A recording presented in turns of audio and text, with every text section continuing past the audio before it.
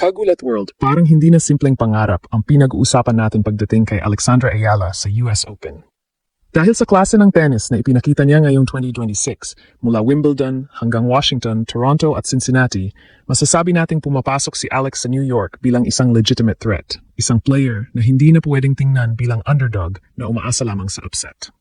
Pero linawin natin agad, ang US Open Championship ay hindi pa sigurado sa literal na kahulugan. Wala pang pwedeng maggarantiya ng Grand Slam title bago magsimula ang single straw. Ang mas tamang sabihin, ngayon marahil ang pinakamalakas na pagkataon ni Alex sa kanyang career para gumawa ng napakalalim na Grand Slam run. At tingnan ninyo ang teaming. Nasa New York na si Alex at nakapag-training na mismo sa Arthur Ashe Stadium. Mismong official US Open social media account ang naglabas ng training footage niya. Kasama pa ang session kung saan nakita siyang pumapalo, kasama ang former ATP World No. 3 na si Grigor Dimitrov. Hindi rin basta hype ang momentum. Kamakailan lamang, ginawa niyang kasaysayan ng Washington nang talunin niya si Jessica Pegula, 4-6, 6-4, 6-0, para makuha ang kanyang unang WTA Tour Singles Championship at maging unang Filipina WTA Singles Champion. Kaya ngayon, ibang Alex na ang papasok sa US Open. Hindi na siya nagtatanong kung kaya niyang talunin ang pinakamahusay. Napatunayan na niyang kaya niya. Ang tanong ngayon, gaano kalayo ang kaya niyang marating sa New York? Kung may isang dahilan kung bakit masasabing special ang pagkakataon ni Alex ngayong US Open, iyon ay dahil mayroon na siyang ebidensya laban mismo sa elite players ng women's tennis. Hindi ito prediction na gawa lamang sa excitement ng Filipino fans. Tingnan natin ang body of work. Sa Washington, hindi lang basta nanalo si Alex ng ilang matches at biglang nakakuha ng magandang draw. Dinaanan niya ang serye ng dangerous opponents at pagkatapos ay nagtapos laban sa world-class American star na si Jessica Pegula. Sa championship match, natalo ni Alex si Pegula 4-6, 6-4, 6-0. Mas impressive pa, matapos maiwan sa second set, kinuha ni Alex ang huling siyam na games ng laban. Yan ang isa sa pinakamahalagang developments kay Alex ngayong season. Dati kapag napunta siya sa mahaba at mabigat na laban kontra top 10 level competition, maaring itanong kung mayroon ba siyang sapat na experience para tapusin yon. Ngayon, may sagot na tayo. Yes, at bago pa ang Pegula victory, pinabagsak din niya sa Washington sina Leylah Fernandez, Elina Svitolina at Naomi Osaka. Sa semifinal kontra Osaka, nanalo siya sa straight sets 6-4, 6-2. Pagkatapos, ginawa niyang championship ang run na iyon laban kay Pegula. Hindi aksidente na mismong US Open official website ang naglabas ng feature kay Alex bilang isang player to watch.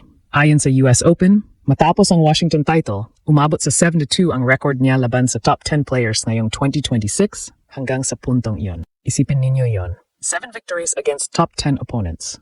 Ibig sabihin, kapag tumingin si Alex sa kabilang side ng net at nakita niya ang pangalan ng isang Grand Slam champion o top 10 player, hindi na iyon automatic intimidation. May history na siyang nagsasabing kaya niyang manalo. At mayroon pang isang napakalaking halimbawa, Wimbledon. Doon tinalo ni Alex si Iga Swiatek 7-6, 6-2 at umabot siya sa 4th round. Ibig sabihin, napatunayan niyang hindi lamang hardcourt ang kaya niyang laruin at hindi lamang isang tournament ang kanyang breakthrough.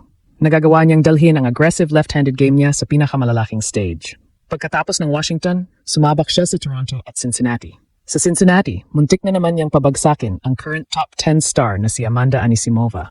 Kinuha ni Alex ang opening set, 6-4, bago bumawi si Anisimova at manalo, 4-6, 6-4, 6-2, loss yun. Pero may mahalagang mensahe. Hindi nalalayo ang level ni Alex sa isa sa pinakamalalakas na hardcourt player sa mundo.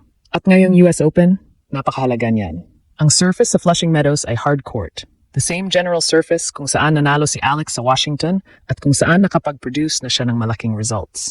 Dagdag pa rito, hindi unfamiliar territory ang New York kay Alex. Noong 2022, dito siya naging US Open Girls Singles Champion. At noong 2025, dito rin niya ginawa ang isa sa pinakamahalagang milestone sa Philippine tennis history nang talunin niya si Clara Tauson at maging unang Filipino sa Open era na nanalo ng Grand Slam main draw singles match. Kaya iba ang relationship niya sa venue na ito. May history, may confidence. At ngayon, may mas mature at mas dangerous na game. Sa current rankings data, nasa world number 20 na si Alex. Ibig sabihin, ibang territory na rin ang kanyang posisyon kumpara noong pumapasok pa siya sa majors bilang outsider. Mas mataas na ranking means potentially better protection sa early rounds. Bagamat kailangan pa rin hintayin ang finalized singles draw bago natin malaman ang eksaktong pathway niya. At dito tayo kailangang maging maingat.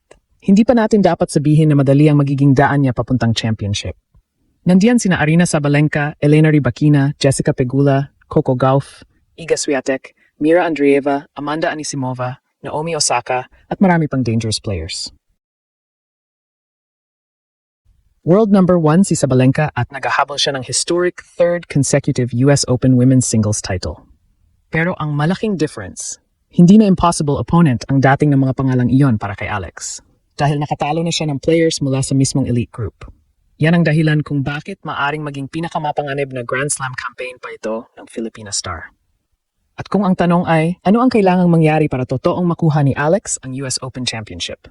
May 4 na bagay na kailangang magsama-sama. Draw, physical condition, consistency, at mental composure. Una, ang draw.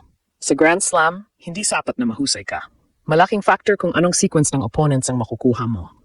Pwedeng magkaroon ng bracket kung saan sunod-sunod agad ang top 10 caliber opponents. Pwede ring magkaroon ng section kung saan maagang matanggal ang ilang seeded players at pumukas ang pathway. Kaya hanggang hindi finalized ang women's singles bracket, hindi natin dapat pangalanan ang exact round 1. Round 2 o quarterfinal pathway ni Alex bilang confirmed. Ang confirmed ngayon, ang singles main draw ay magsisimula sa August 30th habang kasalukuyang tumatakbo ang US Open Fan Week. At bago pa man magsimula ang singles, busy na agad si Alex. Kasali siya sa mixed doubles kasama si Felix Auger-Aliassime at nakatakda rin siyang lumahok sa Stars of the Open event sa Arthur Ashe Stadium kasama, bukod sa iba, ang kanyang kaibigang si Iva Jovic. Pangalawa, kailangan niyang manatiling healthy. Napakarami ng matches ni Alex ngayong season at nanggaling siya sa Washington, Toronto at Cincinnati bago makarating sa New York. Hindi biro ang accumulated workload na iyon. Pero may magandang development. Nakarating siya sa New York ng maaga at diretsong nagsimula ng preparation. Noong August 22, mismong US Open social account ang nagpost na dumating na siya. At pagkatapos ay nakita siyang nag-training sa Arthur Ashe Stadium. At ito ang napakagandang senyales. Hindi siya mukhang pumunta sa New York para lamang makisali. Pumunta siya para maghanda. Pangatlo, consistency. Kung titignan ang best version ni Alex, championship-level tennis talaga ang kaya niyang ilabas. Strong return, excellent movement, left-handed angles, aggressive forehand, at isang ability na baguhin ang tempo ng rally. Mismong official US Open analysis ang pumuri sa kanyang versatile forehand, footwork at left-handed serve na maaring makagulo sa opponents. Pero 7 matches ang kailangan para maging Grand Slam singles champion. Hindi sapat ang isang malaking upset. Hindi sapat ang 2 spectacular matches. Kailangan mong gawin iyon sa loob ng 2 linggo. At pang-4, at marahil pinaka-importanting factor, mental belief. Dito naging sobrang interesting ang development ni Alex. Noong 2025 US Open, nakaranas siya ng epic comeback laban kay Clara Tauson. Noong Washington 2026 final, na-down siya ng isang set laban kay Pegula pero hindi siya bumigay. Sa Cincinnati kontra Anisimova, kahit natalo siya, nakipagsabayan siya sa isang top 10 player sa mahigit 2 oras. Ang mga experience na iyon ay parang deposit sa mental bank ng isang young player.